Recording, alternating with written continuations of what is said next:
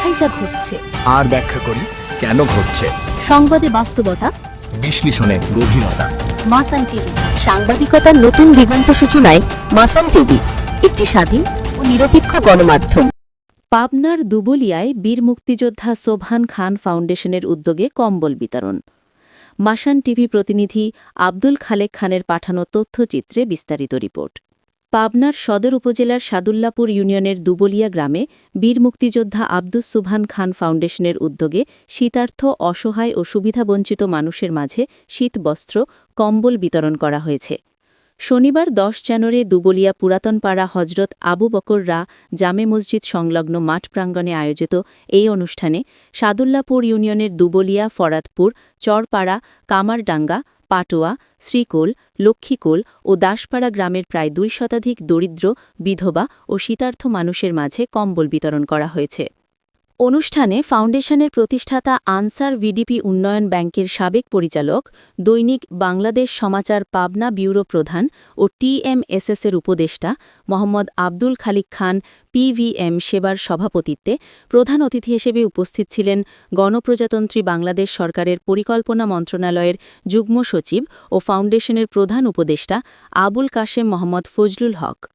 বিশেষ অতিথি হিসেবে উপস্থিত ছিলেন পাবনা সরকারি মহিলা কলেজের প্রভাষক ও ফাউন্ডেশনের উপদেষ্টা মোহাম্মদ লিটন আনাম লিটু।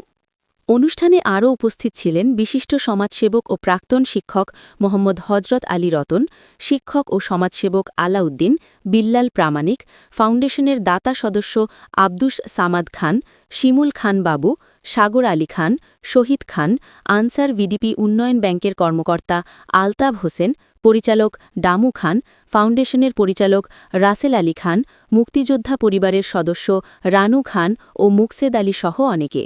সভাপতির বক্তব্যে ফাউন্ডেশনের প্রতিষ্ঠাতা মোহাম্মদ আব্দুল খালেক খান বলেন, আগামীতে কৃষকদের উন্নয়ন সহায়তা, বৃক্ষরোপণ, স্বাস্থ্য ও শিক্ষার মান উন্নয়ন এবং সামাজিক অবক্ষয় রোধে ফাউন্ডেশন কার্যকর ভূমিকা রাখবে। মানবিক কাজে অংশ নিতে আগ্রহী দানশীল ব্যক্তিদের আমরা স্বাগত জানাই। ফাউন্ডেশনের উপদেষ্টা পরিষদে বাংলাদেশ পুলিশের অতিরিক্ত ডিআইজি মোহাম্মদ লতিফ, শিক্ষক মোহাম্মদ মানিকুজ্জামান, সুজানগর সরকারি পাইলট মডেল উচ্চ বিদ্যালয়ের শিক্ষক নজরুল ইসলাম এবং আন্তর্জাতিক মানবাধিকার সংস্থা আস্ক ফাউন্ডেশনের এসএম শফিকুল ইসলাম সহ বিশিষ্ট ব্যক্তিবর্গ রয়েছেন। তাদের দিকনির্দেশনায় ফাউন্ডেশনের সামাজিক কার্যক্রম পরিচালিত হচ্ছে। অনুষ্ঠানে স্থানীয় কৃষক, এনজিও কর্মীরা এবং বিভিন্ন গণমাধ্যম কর্মীরা উপস্থিত ছিলেন। পাশাপাশি সামাজিক যোগাযোগ মাধ্যম ও বিভিন্ন পত্রিকার মাধ্যমে সহযোগিতা ও উৎসাহ প্রদানকারীদের প্রতি কৃতজ্ঞতা প্রকাশ করা হয়। আমরা দেখাই যা ঘটছে, আর ব্যাখ্যা করি কেন ঘটছে। সংবাদে বাস্তবতা, বিশ্লেষণে গভীরতা। মাসান টিভি।